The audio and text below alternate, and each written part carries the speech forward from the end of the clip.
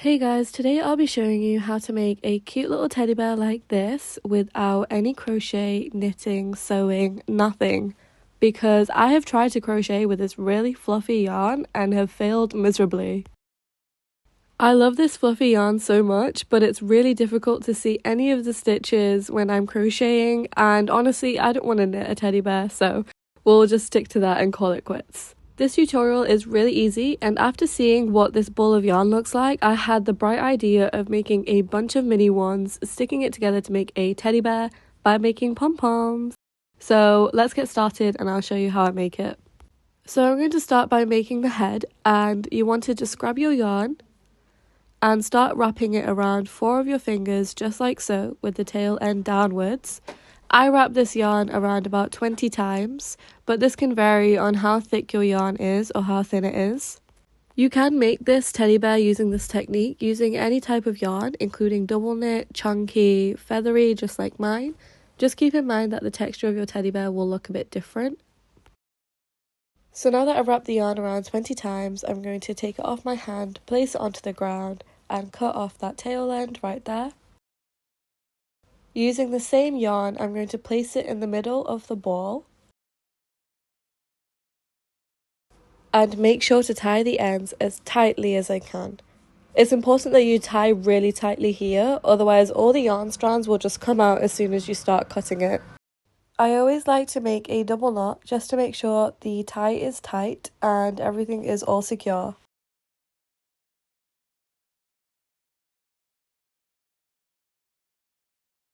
So now that I've tied it a few times, I'm going to go ahead and cut off that tail end. And now when you make a pom-pom, you have a bunch of loops around a knot. So what you want to do is you want to cut those loops to make separate yarn strands. Now, with yarn like this, it's quite difficult to see where the loops are, so you will have to feel for it. But in double knit yarn or other types of yarn like baby yarn or chunky yarn, it will be a lot more visible and easier to see and cut. Once you've cut the yarn all the way around, you want to grab your scissors and trim the little pom-pom into a smaller size, more condensed pom-pom. You always need to start off with more yarn so that when you trim it down, your ball can be nice and compact, just like this one. And here I am just comparing it to that little teddy. And now I'm going to repeat the process to make my second pom-pom for the body. So I'm going to turn the yarn around my hand another 20 times. This will vary depending on the yarn that you use, but I made the head and the body the same number of turns for the pom-pom, so essentially the same size. And just like before, I'm going to cut off that tail end, grab my yarn and basically just tie the ball around that yarn, make a tight double knot. Make sure you cut each loop of yarn before you start trimming down your pom-pom, and you can see what I'm doing in this clip here. So I'm just trying to find each loop and cut it. And then you want to go ahead and trim it until you get your desired size. This is what the body and head looks like so far. I'm definitely going to do more trimming, but before that I'm going to start to make the arms and legs.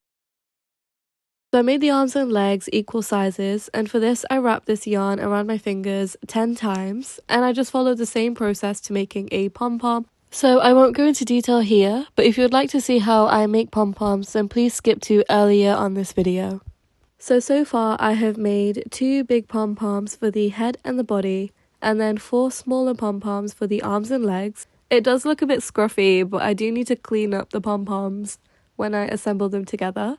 And this is what it looks like so far, so cute! I also made 2 more smaller pom-poms for the ears, and for this I wrapped the yarn around my hand 5 times. You can make another one for a little tail at the back, but because I want to make my teddy bear some clothes and for the sake of just keeping everything simple, I am going to skip that out and just keep it as it is. I will definitely show you guys what clothes I crochet for this little bear, so keep a lookout. You guys will get a lot of yarn scraps from this little project, so what I did with mine is save it in a little bag, and I will use this as toy filling for any future project, like with small plushies.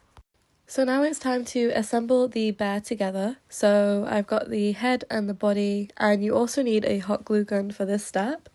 And I've just got the arms and legs and the ears all set in place. I don't have proper plastic eyes, so I used black beads. I'm really into amigurumi, but my proportions are really off, so I have never attempted to make plushies like this before. So please excuse the beads, but I think it does look good.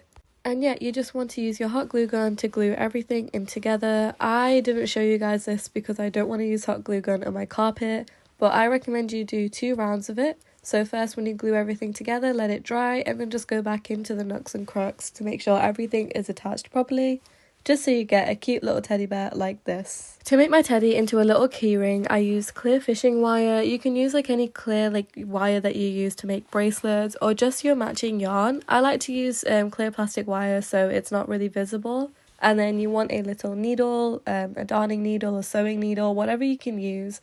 Preferably something skinnier than mine, because it was a bit hard to get it through the teddy.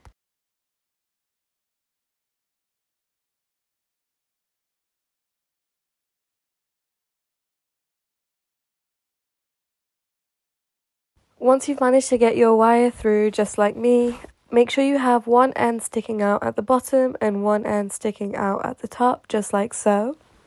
Poor traumatized teddy. And you want to just make multiple knots at the bottom end just to make sure that the wire isn't pulled through the teddy bear. I tested to see if it was secure by yanking the top, and you can just see the teddy bear shaking, so I think we're all good. Now you want to grab all your hooks, chains, loops, key rings, whatever you're going to use to attach to this teddy bear, and just make sure you've linked it all up. Grab the top end of the wire and pull it through, just like so. And then, like before, just make as many knots as you can, as tightly as possible, at the top of the teddy's head. And I recommend just making about 3 knots and going through the loop that you're using multiple times. Now grab the excess wire from the top of the teddy's head and loop it through the needle, and then push that needle all the way down through the teddy's body back to the original position, which was in between its legs, meeting the other side of the wire, and basically just tie the 2 ends together.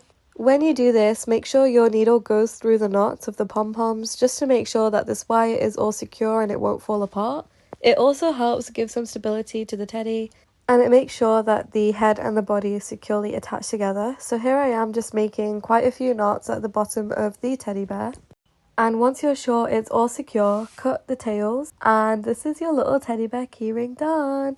You can go ahead and add whatever you want to it, whether it's accessories, extra hoops or clasps to the keyring. What I'm going to do before I finish off is just trim around the sides just to make it a little bit more neater and tidier, and of course clean up. This is how the teddy looks as a keyring, and I'm really happy with how cute and fluffy and scruffy it turned out. I really wanted to make it more neater as I started making more pom-poms for it. Ignoring the colours of the beads, I think this was a really successful project, and I hope you guys enjoyed the tutorial and found it helpful. Don't forget to like, subscribe and comment. Thank you for watching. Bye!